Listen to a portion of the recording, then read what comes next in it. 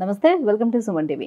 స్పాండిలో listhesis అనే condition ఎందుకు ఏర్పడుతుంది, దీని లక్షణాలు ఏ రకంగా మనకి కనిపిస్తాయి, అండ్ స్పాండిలో లిస్థెసిస్ని ట్రీట్ చేయకపోతే ఎటువంటి పరిణామాలు చూడాల్సి వస్తుంది, ఆయుర్వేదంలో ఎలాంటి ట్రీట్మెంట్ అందుబాటులో ఉంది అనే విషయాన్ని తెలియజేసేందుకు మనతో పాటు ఉన్నారు డాక్టర్ సాజీ డిసౌజా గారు from KSAC multi speciality ayurvedic hospital, Banjara Hills. Hello sir.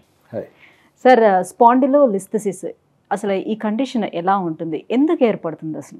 మనకి ఇప్పుడు సర్వైకల్ స్పాండిలోసిస్ అని, లంబార్ స్పాండిలోసిస్ అని, డిస్క్ ప్రొలాప్స్ అని అట్లా మనం చాలా వింటున్నాం. ఈ ఇట్లా ఉండాల్సిన ఎముకలు, ప్రతి ఎముకలు మధ్యలో డిస్క్ అని ఉంటుంది. మనం అవి చూసాం కదా, పక్క నుంచి పెద్ద నరం వెళ్ళిపోవడం. ఈ ఎముకలు దగ్గరకు రావడం, దూరం పోవడం, ఇవన్నీ మనం మాట్లాడాం. స్పాండిలోలిస్థెసిస్ అంటే ఇలా వరుసగా రావాల్సిన ఎముకలు ముందుకు కానీ వెనక్కి కానీ జరిగిపోవడం. సో దానికి ఇప్పుడు ముందుకు వస్తే యాంటీరోలిస్థెసిస్ అన్నది, వెనకపోతే రెట్రోలిస్థెసిస్ అన్నది. ఈ ముందుకు వెనక్కి పోవడం దీనిలో అక్కడ ఫ్రాక్చర్ కూడా అవడం జరుగుతుంది చాలాసార్లు. దానికి లైసిస్ అన్నది, స్పాండిలోలైసిస్. సో మెనీ టైమ్స్ ఇప్పుడు spondylolisthesis grade 1, grade 2, grade 3, grade 4 అట్లా అనడం జరుగుతుంది. సో గ్రేడ్ 1 అని ఉన్నప్పుడు చాలాసార్లు లైసిస్ రావడం ఛాన్సెస్ తక్కువ, కానీ 2, 3, 4 అట్లా మరీ అంత ముదిరిపోయినప్పుడు లైసిస్ కూడా రావడం, అంటే ఫ్రాక్చర్ కూడా రావడం జరుగుతుంది. సో మనం ఈ యొక్క ఫిల్మ్ చూస్తాం, అది ఏంటి అన్నది. ఓకే, ఇక్కడ చూడండి, ఇది వెన్నుపూస వరుసగా ఉండదు కదా, ఈ ఎముక చూడండి ఇట్లా డిస్ప్లేస్ అయిపోయింది, కరెక్ట్. సో ఇక్కడ ఈ బోన్ జాయింట్ ఉండదు కదా, ఇక్కడ అన్ని ఇక్కడ చూడండి ఆ జాయింట్ ఫ్రాక్చర్ అయింది, గ్యాప్ వస్తుంది. ఇది స్పాండిలోలిస్థెసిస్, ఈ ఎముక పక్కకి జారడం ప్లస్ లైసిస్, రెండు కండిషన్స్ ఉన్నాయి. సో దీనికి అయితే మామూలుగా మనం అలోపతిలో ఈ ఎముకల్ని కోసి తీసేసి ఇక్కడ ప్లేట్ స్క్రూ పెట్టి ఫిక్స్ చేయడం వరకు సర్జరీ ఉంటుంది. సో ఈ సర్జరీ ఏమీ లేకుండా మా హాస్పిటల్లో కేవలం మసాజ్ ద్వారానే ఎముకల్ని సెట్ చేసి కంప్లీట్ నార్మల్గా, అండ్ ఆ స్పాండిలోలిస్థెసిస్ పక్కకి జారిపోయిన ఎముకల్ని కూడా వరుసగా పెట్టి అక్కడ ఫ్రాక్చర్ అయిన బోన్ని కూడా హీల్ చేసి పంపించిన కేసెస్ ఉన్నాయి. అది మనం ఇప్పుడు ఇది చూడండి ఇక్కడ. ఓకే, పేషెంట్ పేరు, డేట్ తీసుకున్నది అన్నీ ఉన్నాయి. ఇక్కడ పేషెంట్ది అది అయిపోయినాక, మన ట్రీట్మెంట్ అయిపోయినాక చూడండి ఆ ఎముకలు వరుసగా వచ్చేస్తుంది.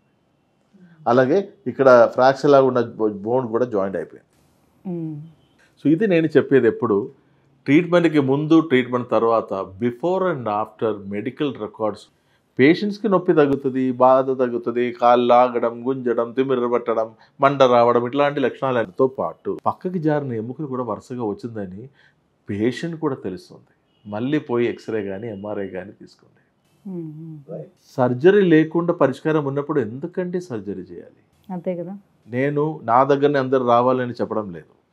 మనకేంటంటే పేషెంట్కి ఇష్టం, వాళ్ళకి ఎక్కడ పోవాలంటే వాళ్ళకి ఎక్కడ పోవచ్చు. కానీ కండిషన్ అనేది ఎటువంటి సందర్భంలో ఏర్పడుతుంది? ఇది ఏంటంటే మనకి కింద జారి పడడం అప్పుడే ఎక్కువ కనబడుతుంది. ఎందుకంటే లేదంటే బైక్ కానీ కారు కానీ ప్రయాణం చేసినప్పుడు ఎత్తేసినట్టు ఆయి ఆయి ఆయి ఆయి అని మెల్లగా మెల్లగా మెల్లగా మెల్లగా ఇలా జరగడం, ఎనీ యాక్సిడెంట్స్, ఫాలింగ్ డౌన్, మళ్ళీ పైకి నుంచి కింద కొంచెం హైట్ నుంచి పడడం, లేదా నడుము దగ్గర మరీ పెద్దగా దెబ్బలు ఏదైనా తగలడం.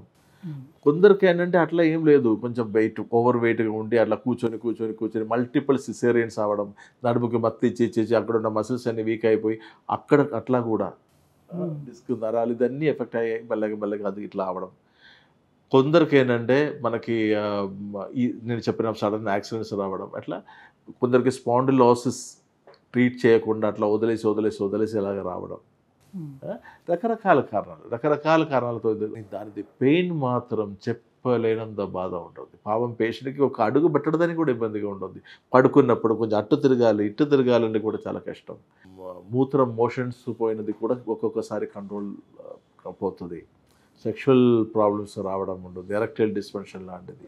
లేడీస్కి రకరకాల వేరే ప్రాబ్లమ్స్ ఉంటుంది. స్పాండిలోలిస్థెసిస్ వస్తే ఇంకా నడవడం, అలా కూర్చోవడం ఏది కూడా సాధ్యపడదా? ఫస్ట్ గ్రేడ్ అది గ్రేడ్ బట్టి ఉంటుంది. ఫస్ట్ సెకండ్ గ్రేడ్ అంటే కొంచెం నడవడం తిరగడం జరుగుతుంది. ఎందుకంటే డాక్టర్స్ పెయిన్ కిల్లర్స్ ఇస్తూనే ఉంటుంది కదా. సో పాపం పెయిన్ కిల్లర్స్ మింగి తెలియకుండా కొంచెం నడవడం అనేది ఉంటుంది.